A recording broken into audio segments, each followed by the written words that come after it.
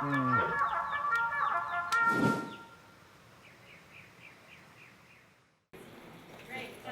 excited to be here as well today, and what I want to focus on is how advocacy is important to acquiring new customers, and also I want to give you guys a view of what modern selling actually is. We're living in the age of the customer, no longer the age of the seller. Today, customers not only have choice, but they have voice. And the buyer has changed more in the past 10 years than she has in the past 100. The buyer and the buying process has transformed dramatically, but sales is stuck. And they're still selling the old way. And so what I want you to do is hopefully give sales the wake-up call that they need around #NoBadDeals. When sales sells a bad deal, a customer that isn't a good fit, that you actually can't generate value for, it hurts customer success and advocacy, and it's making your job harder. So we need to actually fix the problem sooner. I love how marketing has been transforming to adapt to the modern buyer who is digitally driven. 92% of B2B buyers start their search on the web. She's socially connected. 82% of the world's online population can be reached via social networks like LinkedIn and Twitter. She's mobile with multiple devices. And the modern buyer, she is real-time empowered with unlimited access to not only information, but to people. People who have used your product or service and are happy or not. And so I want to introduce you to the concept of social selling. So I did spend 6 years in consulting, 52 quarters in software sales at Salesforce and Eloqua. I'm formally known as an Eloqueen, Jilliqua, and although I didn't get a tattoo of Eloqua, my children weren't allowed to wear purple. I took it that seriously. I was an advocate and ambassador for my company, and I was an advocate and ambassador for my customers. I like to say I'm customer-centered, customer-centric, customer-obsessed. And I don't use the word prospect. Nobody wants to be prospected. Customers are people. They're not targets in your database. And instead of treating someone like a prospect, I think of them as a future advocate. A future advocate of my product, of my company, and of me. So from the minute I start to engage with a future buyer, I'm thinking about how can I ensure that they become an advocate. The definition of social selling, it's so fun to be in the beginning stages of a new category because everybody's defining it differently. And fun is like, I'm actually joking that it's fun, because everybody is defining it differently. So I've put a stake in the ground and I've said that social selling is using social networks to do research, to be relevant, to build relationships that drive revenue, customer lifetime value, and advocacy. In marketing, we talk about social media. If you talk about social media to sales, you will lose them. Social media is confusing, chaotic, crowded, noisy, the Wild Wild West of the World Wide Web. Social networks layer on two things: identity, who Andrew Angus is, where he's worked, what he does today, CEO of a company called Switch Merge, Mail Merge for video, his skills, and it also layers on relationships. To whom is he connected? Who does he follow on Twitter? Who follows him?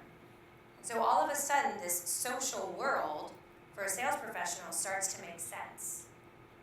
Because sales is about building relationships, earning credibility and trust, and delivering value. That's what modern selling is all about. In terms of how does someone become a social seller and what's your role in this whole process, if you suck offline, you're going to suck more online. So hashtag don't suck. So sales professionals need to understand that it's not just the car they drive, the golf club they're a member of, the restaurants they take their customers to dinner, but it's how they show up on the social web. And so the first pillar practice principle is resume to digital reputation. And instead of optimizing their LinkedIn profile for the recruiter, quota crusher, expert negotiator, President's Club winner, ding. The modern sales professional optimizes her LinkedIn profile for the buyer and puts things in the perspective of the value she can help deliver to the buyer. 2, ABC isn't always be closing, it's always be connecting, offline at events, online in social networks, hashtag all the time.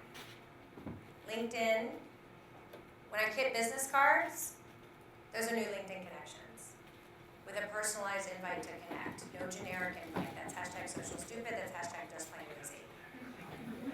And yes, I speak in hashtags. It's about socially surrounding the buyer, the buying committee, and their sphere of influence. Who does that buyer already know, like, and trust? Where does that buyer already learn? Who influences that buyer? What analysts, what consultants, what thought leaders, which experts, which gurus, which unicorns influence that buyer? And not only socially surrounding the buyer, but the folks who influence that buyer. Number 3, content is not only the currency of the modern marketer, it's the currency of the modern sales professional, and I teach salespeople how to read what their buyers read and share that content across their social networks. So I'm a sales professional trapped in a marketer's body, and I spent over 10 years where my buyer was marketing, so I am a modern marketing expert. I need to be able to talk to my buyer, understand my buyer, relate to my buyer so that I can help my buyer, not sell to my buyer. So reading and sharing content engages your network. Number 4, and great content is content that your customers are helping co-create, that your customers' user-generated content are creating, and that actually talks about the value that your customers are getting from your solution. That's great content to feed the sales team so that they can share that content.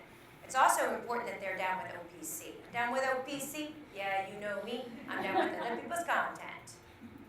So as a sales professional, I use my customers' content to get their attention. I will amplify their message for them. And I listen. I use the social web to understand when Megan Eisenberg leaves DocuSign, joins MongoDB, ding, ding, ding, ding, ding. She's the supreme Ella queen. She always takes Eloqua with her. And so that's an opportunity, that's a signal that a sales professional needs to be listening to. And it's the same thing with advocacy. How many people in the room have been at their current job less than a year? Less than 2 years? Less than 3 years? Right, so we're all moving around, and if you're an influitive customer doing advocacy at your current company, you go to a new company, that's another opportunity for a sales professional to engage with you. So let's talk about the why, because for sales professionals, if it doesn't equal pipeline, revenue, they don't care. And so the data shows that not only does social selling, which is doing research to be relevant to build relationships, not only does it impact pipeline and revenue, it increases customer renewal rates because they build better, healthier relationships with their buyers. In terms of how buying has changed, and the word is continuous change in how we engage buyers, I actually think it's been more about how we market to customers And I think in this modern buyer world, where the modern buyer is actually influenced by their peers more than our marketing message, that's made advocacy increasingly more important. We've targeted our customers via ads, via email, via social, and now we can actually engage them via advocacy programs. Your best salespeople are not on your payroll. The best salespeople are your customers who are willing to advocate on your behalf. What hasn't changed in terms of buyer journey is the risk and fear associated with making a mistake, picking the wrong solution. And so the buyer, the emotional side of the buyer, is asking, will this new investment help me in what I am trying to achieve? Will it help me